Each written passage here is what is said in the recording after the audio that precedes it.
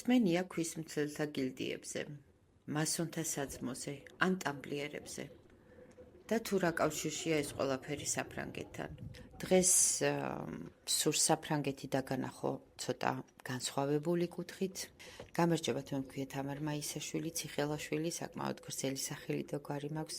ცხოვრობს საფრანგეთში, ძალიან კარგად ვიცნობ მათ კულტურას, ისტორიას, ენას. ახლა ამ კადრებს გთავაზობთ ლიონის ცენტრიდან. ლიონი არის საფრანგეთის მეორე ქალაქი, საკმაოდ დიდი და ლამაზი ქალაქია ისტორიულად. მას აქვს გააჩნია ძალიან მდიდარი ისტორიული ფესვები, იქიდან გამომდინარე ქალაქი დაარსებულია. ძველი წელთაღრიცხვით 53 წელს მას გააჩნია 2000 წლიანი ისტორია.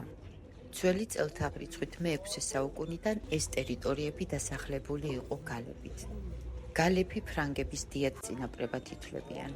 53 წელს ძველი წელთაღრიცხვით იულიუს კეისარი იპყრობს გალიას და ლიონის ადგილას 53 წელს ძველი წელთაღრიცხვით პირველ საუკუნეში ლიონის ადგილას აარსებენ ქალაქს, რომაელების კოლონიას სახელად ლუგდუნუმი.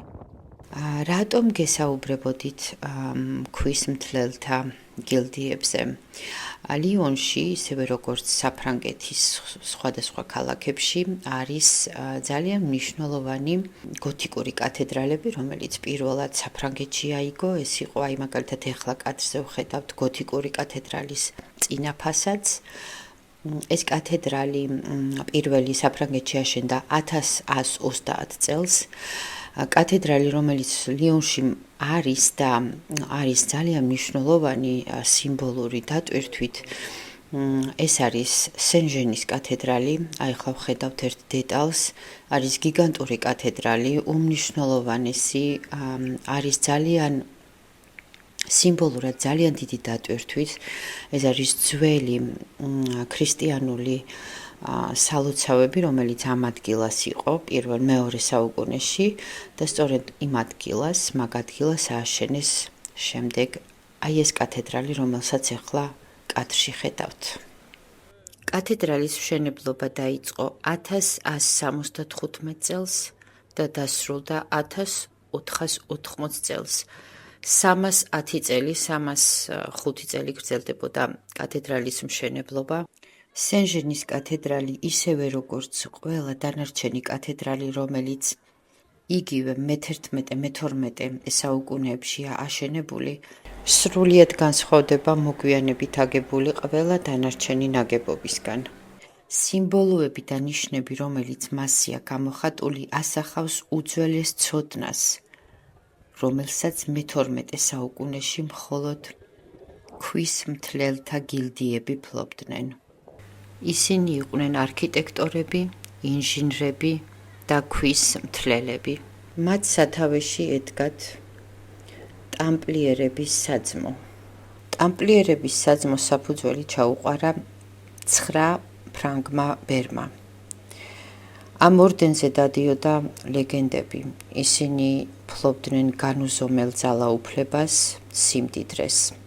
მაგრამ ყველაზე მნიშვნელოვანი, რაზეც მინდა მე გავამახვილ ყურადღება, არის მათი ცოდნა, რომელსაც მხოლოდ იმ დროში, ყოველ შემთხვევაში, მხოლოდ ეს ორდენი ფლობდა.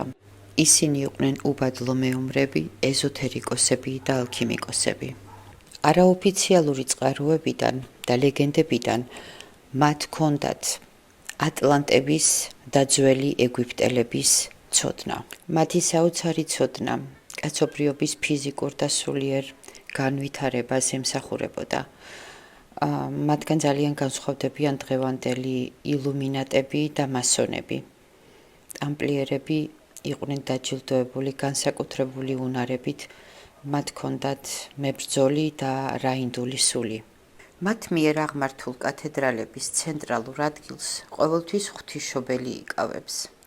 საფრანგეთში ღვთისმშობლის გამოსახულება უმრავლეს კათედრალს ამშვენებს და თავად სახელწოდება მიგვანიშნებს, რომ სწორედ მას ეძღვნება ეს გრანდიოზული ნაგებობები.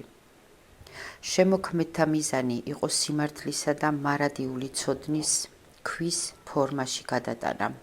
კათედრალი არაა მხოლოდ სალოცავი სივრცეები, არამედ სიბრძნის კოდირებული ძეგლები, რომელთა სიმბოლოთა ენა მხოლოდ ინიცირებულებისთვის არის ხელმისაწვდომი. ეს მონუმენტური ნაგებობები თითქოს უზარმაზარი ღია წიგნებია, სადაც ქვაში ჩაწერილია რწმენა, ცოდნა და საიდუმლოებები. მათი კედლები სავსეა რუნებითა და სელტური სიმბოლოებით, რომლებიც საკრალურ გეომეტრიას ქმნიან და სამყაროს დამალულ კანონზომიერებას ასახავს. განსაკუთრებით აღსანიშნავია, რომ ყველა გოთიკური კათედრალზე აღმართულია პირამიდა და აგებულია ოქროს კვეთის პროპორციებით. მოკლედ მე-11-მე-12 საუკუნე რჩება განსაკუთრებული ეპოქა საფრანგეთის ისტორიაში, რომელიც არის სრულიად აღმავლობის და ოქროს ხანა.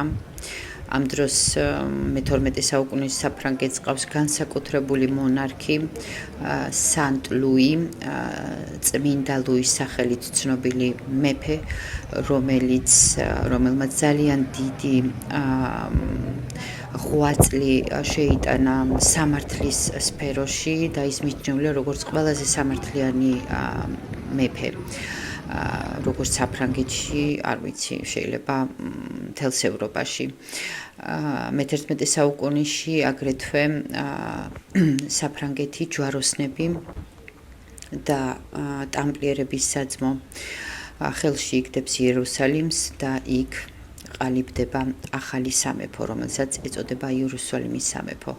რა თქმა უნდა, მეფეები იყვნენ ფრანგები და მართლაც გასაოცარია ისტორია, როდესაც ვკითხულობთ ამ სამეფოსთან დაკავშირებით ინფორმაციას. რაც შეეხება საფრანგეთს, მე-11 საუკუნეში სოკოები ვითიზრდება რაღაც გიგანტური კათედრალები, საოცარი ნაგებობები, რომელიც, როდესაც ვუყურებთ ამ საოცრებებს, უბრალოდ ვერ ხვდებით თუ როგორ შეიძლება ადამიანის ხელმა ააშენოს, ააგოს მსგავსი გიგანტური ნაგებობები, თუნდაც რეალობა სახეზია. საოცარი ეპოქა მე-11-მე-12 საუკუნე, როგორც საქართველოში, ასევე საფრანგეთში და განსაკუთრებით ქართველებისთვის მინდოდა ჩამეწერა ეს ვიდეო, იმიტომ რომ ვინც დაინტერესებულია ისტორიით, ვინც დაინტერესებულია მსგავსი საკითხებით, ძალიან საინტერესო იქნება მათთვისაც. თუ მოხვდებით საფრანგეთში, რა თქმა უნდა, ნახეთ ეს საოცარი მონუმენტები, ეს საოცარი კათედრალები, ყველაზე ნიშანდობლივი და ყველაზე ისეთი მნიშვნელოვანი კათედრალი მათ შორის არის შარტრის კათედრალი. პარიზის ნოტრ-დამი ცნობილია და აგრეთვე არის ამიენის კათედრალი, რომელიც საფრანგეთში გოთიკურ კათედრალებში არის ყველაზე დიდი შარტრთან ერთად. მოკლედ სულ ეს იყო ჩემო ძვირფასო მეგობრებო, თუ მოგეწონათ ვიდეო, დაელაიქეთ, გამოიწერეთ ჩემი არხი და გაუზიარეთ მეგობრებს. წარმატებებს გისურვებთ.